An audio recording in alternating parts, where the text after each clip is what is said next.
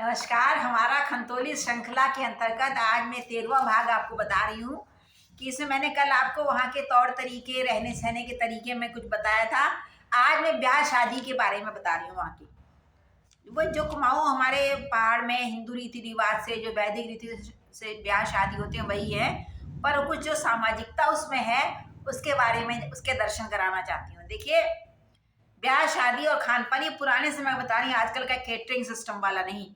विवाह, यज्ञोपवीत आदि संस्कारों में सैकड़ों लोगों का भोज कुशल रसोइये बनाते थे, जो गांव के ही होते थे। कद्दू, तिमिल, केला, गडेरी आदि के साग गांव की ही उत्पादित संपदा थी। आलू, प्याज आसपास के सिंचित गांवों से या बागेश्वर, कांडा और दूरस्थ मंडियों से खरीद कर ले लिया जाता था। आलू पसेरी के भाव थे। अब क्यारी बाड़ों में उद्यम और साग आदि की पैदावार के प्रति नई पीढ़ी प्रायः उदासीन है और गोधन का भी अभाव है। तो जो भी था, अब तो पनीर आ गया। बहुत पुराने समय में पनीर वनीर कुछ नहीं बनता था। लाई गडेरी की सब्जी हो गई, कद्दू का खटमिठा साग हो गया, पूड़ी हो गई, कचौड़ी हो गई, खीर या हलवा हो गया, इन दो में से कोई एक। और किसी ने चाहे तो कोई मिठाई मंगवा दी, और रायता हो गया, वो भी खीरे का। तो ये सब हमारे खान पान थे।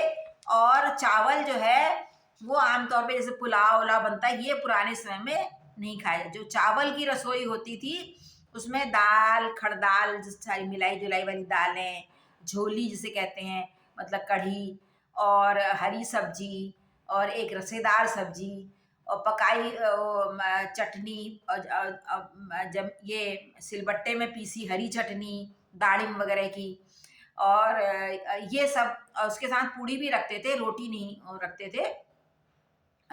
मतलब जो संस्कार वाला, जो इस तरह का खाना पीना होता है उसमें रोटी नहीं बनती थी, पूड़ी ही बनती थी भात के साथ भी। तो ये तरीका था खाने का। तो इस और कुछ चीज़ें तिमिल के पत्तों में ही परोसी जाती थी, जैसे चटनी हो गई, खीर हो गई, रायता हो गया, और अब तो सब चीज़ों के लिए बर्तन लगाए जाते हैं। तो ये तरीका था खाने का। और एक चीज़ और बता दूं, जो बहुत ज़्यादातर अधिकांश जो लोग थे वो रसोइया बनाता था, और रसोइया के ही साथ, और वो एक गहरे कपड़े पहन के बनाता था या बनाती थी। और उसके साथ एक परसने वाला, जब बहुत ज़्यादा लोग होते थे तो उसका सहयोगी कोई महिला या पुरुष होता था, किंतु वो भी एक वस्त्र ही धारण करता था, जैसे धोती हो गई। और स्त्रियां बगैर सिले हुए कपड़े से पूरा बदन लपेट के अच्छे से, बहुत ही गरिमापूर्ण ढंग से खाना बनाया करती थी, अगर स्त्री बना रही है तो। और कोई बुजुर्ग और अनुभवी महिला ही वो होती थी। और उसमें जो होता था, सब रसोई में ही, ज़मीन में ही बैठ के कुछ लकड़ी का पटरे वगैरह बिछा लगा के, और वहीं इकहरे कपड़े में ही खाना खाते थे। तो इस प्रकार का नियम था। अब तो ये नियम शायद ही आपको 1% मिलेगा कहीं, तो ये लगभग समाप्ति हो चुका है। तो चलिए, ये सब है, आज का जैसा नहीं है। जो नए आजकल के हमारे बच्चे हैं उनको बताने के लिए मैं कह रही हूँ। अब शिक्षा और नारी शिक्षा के बारे में जरा बात कर लें। खंतोली के समय में, इससे पूर्व की महिला शिक्षा नगण्य थी। हमारे बाल्यकाल में महिला शिक्षा की उन्नति शुरू हुई। मतलब हम जब बहुत छोटे, उस समय हमारी माँ जो थी कक्षा 2 पास भी नहीं था, अभी शादी हो गई, 12 साल में शादी हुई, तो उस समय कक्षा 2, क्योंकि पहले स्कूल भेजते नहीं थे ऐसे। और बस उसको लिखना पढ़ना आता था, थोड़ा बहुत पिताजी ने सिखाया। और पर हम लोगों को प्रारंभिक जो अक्षर ज्ञान है हमारी माँ ने ही कराया।